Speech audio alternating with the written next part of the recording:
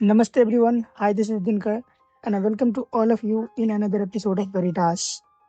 दोस्तों आज हम बात करने जा रहे हैं सेंसिटाइजेशन ऑफ रेप के ऊपर में। आपको पता होगा इंडिया में ऑन एन एवरेज 86 रेप के केसेस हर रोज रजिस्टर्ड होते हैं। वैसे रेप कोई न्यू फिनोमेना नहीं है, ये टाइम इमेमोरियल से होते आ रहा है क्योंकि मैन को सबसे इजी प्रे लगता है women to exhaust themselves, to showcase their authority, to stamp their power. इसलिए मुझे ऐसा लगता है कि हमें सेंसिटाइजेशन ऑफ रेप को बहुत ही अच्छे तरीके से एक्सटेंड करना चाहिए ताकि अवेयरनेस बढ़े और समाज हर उस औरत के, हर उस लड़की के और हर उस व्यक्ति के दर्द को समझ पाए जो पोस्ट रेप वो रिसीव करते हैं, जो पोस्ट रेप उनको होता है। प्लीज़ ये वीडियो लास्ट तक देखना। इसमें हमने रेप सेंसिटाइजेशन को एक यूनिक तरीके से डेटा, फैक्ट और एक इमोशनल एंगल के ज़रिए समझाने की कोशिश किया है।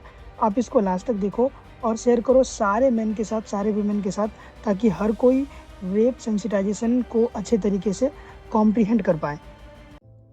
तो दोस्तों मैं इस वीडियो में बेसिकली ये समझाने की कोशिश करूँगा कि क्या होता है रेप के बाद, क्या एक औरत फील करती है, क्या एक लड़की फील करती है और कौन कौन सी ऐसी फिनोमेना है, कौन कौन सी ऐसी घटनाएं, इवेंट्स है जो उसकी ज़िंदगी में आती है, कौन कौन से ऐसे अपहीवल्स है जो उनको सामना करना पड़ता है। और ये सारी चीज़ें मैं कोई कॉन्कॉक्टेड स्टोरीज़ की तरह नहीं बताऊंगा आपको। ये बेसिकली मैंने यूज़ किया है जेस्टर की रिपोर्ट से, जो एक मॉम ने लिखा है on the basis of her daughter's rape, और उन्होंने बेसिकली एलैबोरेट किया है कि कौन कौन सी ऐसी परेशानी थी जिसका सामना उनकी पूरे फैमिली को, उनके डॉटर को करना पड़ा। तो मैं उसी को इंडियन कॉन्टेक्स्ट में थोड़े अलग तरीके से बताने की कोशिश करूँगा ताकि हमारी सोसाइटी में भी सेंसिटिविटी टुवर्ड्स रेप और भी ज़्यादा बढ़ सके और जो अवेयरनेस है लोगों के अंदर में वो अच्छे से आ पाए ना। दोस्तों मैं आप लोगों को एक छोटी सी स्टोरी बताने जा रहा हूँ और प्लीज़ आप उसको धैर्यपूर्वक सुनना अच्छे से। तो दोस्तों हम एक नाम अज्यूम करते हैं प्रिया, जो कि एक छोटे भीड़ भाड़ वाले घर में रहती थी, एक लो इनकम फैमिली जहाँ पर हर रुपया का हिसाब रखना पड़ता था। उनके पेरेंट्स के लिए प्रिया की पढ़ाई सिर्फ एजुकेशन नहीं थी, ये उनका लॉन्ग टर्म इकोनॉमिक प्लान था और इन्वेस्टमेंट था, जो कि majority of middle class family में इंडिया में होता है। तो प्रिया का डिग्री पूरी फैमिली का अपलिफ्टिंग था ना। अपनी एजुकेशन को पूरा करने के लिए और अपने फैमिली को चलाने के लिए अपने पापा के साथ साथ प्रिया खुद भी एक कंपनी में काम किया करती थी।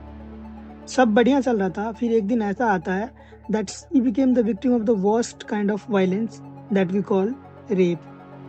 Now, assault के तुरंत बाद प्रिया का दिमाग ब्लैंक हो गया। एक्सपर्ट्स इसे शट डाउन मूड बोलते हैं और इसके बाद जो इमीडिएट फीलिंग आती है उनमें सबसे पहली होती है नमनेस। उसमें ऐसा लगता है विक्टिम को जैसे वो खुद नहीं कोई और सफ़र कर रहा हो। फिर जो दूसरी फीलिंग होती है वो होती है शेम की, एक गहरी तोड़ देने वाली फीलिंग कि वो डर्टी या स्पॉइल्ड हो चुकी है। ना तीसरा इमीडिएट फीलिंग उसको आता है फियर ऑफ एक्सपोजर, जिसमें उसको पता है कि सच बोलने से सपोर्ट नहीं, सिर्फ और सिर्फ ब्लेम ही मिलेगा। वैसे दोस्तों रेप अपने आप में वर्स्ट काइंड ऑफ वायलेंस है, इसको कहीं से भी जस्टिफाई नहीं किया जा सकता है, बट लो इनकम सर्वाइवर्स के लिए ये और भी ज़्यादा भयावह होता है। जेस्टर की रिपोर्ट इसको इकोनॉमिक सुसाइड कहती है। नौ मैं इसको एग्जाम्पल के ज़रिए थोड़ा समझाने की कोशिश करता हूँ। तो देखो इस घटना के बाद प्रिया के पास मेनली 3 वेज हैं, जिसमें पहला है कि उसको मेडिकल काउंसलिंग लेना है और उसके लिए उसको चाहिए होगा एक रेप किट, और एक अच्छे वाले रेप किट में हज़ारों का खर्चा आता है एज वी नो। ना सेकंड ऑप्शन उसके पास में है लीगल एक्शन, कोर्ट जाना, पुलिस के चक्कर लगाना, और इसके लिए उसको अपनी जॉब, अपनी स्कूल, इन सब को मिस करना पड़ेगा। थर्ड ऑप्शन है इमीडिएट लॉयर कंसल्टेशंस, जो कि अनअफोर्डेबल डेट की तरह होगा उसके लिए ना। दोस्तों एक हाईली एम्पावर्ड फैमिली जिसका इकोनॉमिक बैकग्राउंड काफ़ी अच्छा है वो तो बेस्ट चॉइस लेगी, पुलिस स्टेशन जाएगी, मेडिकल केयर लेगी और अच्छे लॉयर को हायर करेगी। लेकिन प्रिया जैसी लड़की जो कि एक लो इनकम फैमिली से बिलोंग करती है, उसके लिए ऐसा डिसीजन लेना बहुत ही ज़्यादा मुश्किल हो जाएगा। जेस्टर की रिपोर्ट कहती है कि low income survivors mostly stay silent to avoid immediate debt, and so does Priya also. उन्होंने भी वही डिसीजन लिया जो हज़ारों गरीब लड़कियाँ लेती हैं, दैट इज सच छुपाओ वरना घर का फाइनेंशियल कोलैप्स हो जाएगा ना। कुछ हफ्ते के बाद जो ट्रॉमा था वो सेटल नहीं हुआ, बल्कि एक इंटरनल एक्सप्लोजन बन गया और प्रिया ने डेवलप कर लिया अपने अंदर में PTSD। PTSD stands for post traumatic stress disorder. इसमें विक्टिम को फ्लैशबैक आता है, नाइटमेयर्स आते हैं, सीवियर एंजाइटी होता है, उसके साथ साथ उसको स्लीप डेप्रिवेशन होता है और एपेटाइट कम्प्लीटली मर जाता है। अब प्रिया की इस क्रॉनिक स्ट्रेस ने उसके बॉडी को अटैक किया, जिसकी वजह से उसे हेडेक आने शुरू हो गए, स्टोमक पेन हो गया, लॉस ऑफ एपेटाइट और भी ज़्यादा बढ़ गया। अब टाइम के साथ साथ क्राउडेड बस उसको पैनिक दे रहा है, क्लासरूम उसको ट्रिगर कर रहा है और इस वजह से कॉलेज जाना उसका इम्पॉसिबल सा हो गया है। एज ए रिजल्ट वो ड्रॉप आउट ले लेती है। ड्रॉप आउट का मतलब है जो फीस, कोचिंग, बुक्स, यूनिफॉर्म सब में फैमिली ने इन्वेस्ट किया था, सब का सब जीरो हो गया। एक्सपर्ट्स इसे कहते हैं wasted tuitions and lost educational investment. अब जब प्रिया ने लोगों से मिलना बंद कर दिया, कॉलेज ड्रॉप आउट कर लिए, जॉब पे जाना छोड़ दिया, फैमिली में लोगों से बात करना बंद कर दिया, तो लोगों ने नोटिस किया अच्छे से कि आखिर हो क्या रहा है।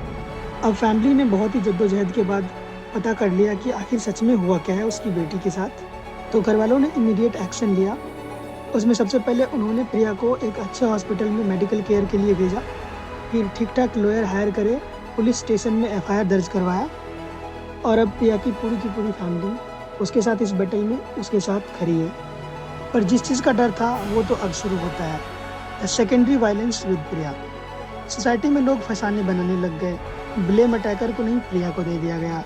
कुछ लोगों ने उसको रूइंड माल बोल दिया, तो किसी ने कहा कि अब तो ये कैरेक्टरलेस हो चुकी है। कलीग्स ने, लड़कियों ने, दोस्तों ने दूरी बना ली, पड़ोसियों ने पेरेंट्स से बात करना बंद कर दिया, कंपनी ने जॉब से निकाल दिया और प्रिया अपने ही सोसाइटी में एक अनटचेबल बनकर रह गई। वैसे दोस्तों, जो सोशल और इमोशनल कॉस्ट इसमें इन्वॉल्व है उसको तो क्वांटिफाई नहीं किया जा सकता है, but according to Jester report एक रेप सर्वाइवर का लाइफ टाइम इकोनॉमिक लॉस $122,461 होता है, मतलब इंडियन रुपीज़ में देखा जाए तो रफली 1 करोड़। उनके जो पेरेंट्स हैं वो भी अपनी जो सेविंग्स है या फिर जॉब कर रहे हैं उन पैसे से उसका जो लीगल कॉस्ट है, मेडिकल कॉस्ट है, उन सारी चीज़ों की भरपाई कर रहे हैं और साथ में जो बैटल है अगेंस्ट द परपिटेटर्स वो भी लड़ रहे हैं। अब देखा जाए तो पूरी की पूरी फैमिली एक विशियस साइकिल, एक फाइनेंशियल ट्रैप में बन चुकी है और जेस्टर इसको बोलता है लॉन्ग टर्म प्रोडक्टिविटी लॉस। प्रिया अपने लाइफ को फिर से रिज्यूम करने की कोशिश करती है पर उसे पैनिक अटैक्स आते हैं, वो फोकस नहीं कर पा रही है, फ्रीक्वेंट एब्सेंसेस हो रहे हैं उसके साथ में इमोशनल ब्रेकडाउन आ रहा है। And additionally the another insult to the injury is that her family has become financially bankrupt. दोस्तों, जेस्टर की रिपोर्ट में ऐसा बोला गया है कि rape creates a lifelong economic burden a that survivors never choose. ना हम यहाँ पे वही देख रहे हैं, जो एक सेक्सुअल वायलेंस है वो कन्वर्ट हो चुका है अब एक इकोनॉमिक वायलेंस में, और इसमें सबसे ज़्यादा नुकसान होता है उन लोगों का जिनके पास सबसे कम रिसोर्सेज होते हैं। According to UN women and girls living in poverty are more vulnerable to sexual exploitation including trafficking।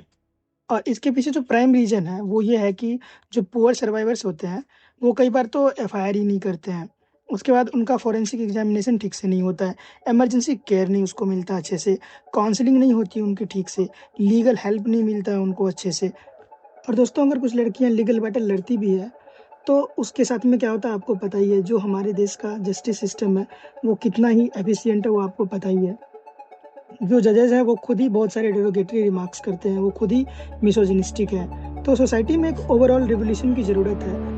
Rape होता ही तब है जब सोसाइटी का एथिकल इरोजन होता है, तो हमें सिर्फ लीगल मेजर लेने से कुछ नहीं होगा, हमें सोसाइटी के एथिकल मोरल कॉन्शियंस को जगाना पड़ेगा। वैसे अगर मैं मेजर्स की बात करूं तो हर लेवल पे हमें मेजर लेना पड़ेगा, गवर्नमेंट की तरफ से, सोसाइटी की तरफ से, उसके अलावे और जो अदर एक्टर्स हैं सोसाइटी में जैसे कि मीडिया हो गए, तो वहाँ पे हमें काम करना पड़ेगा। बट अगर आप चाहते हो तो मैं इसके लिए एक अलग वीडियो ले आऊँगा, इसमें बस मैं ये अवेयरनेस या फिर आप कह सकते हो सेंसिटाइजेशन, इसको लेकर के ही बात करना चाहता था। Thank you. Be more fruitful to you and others as well. Please like, share and subscribe again.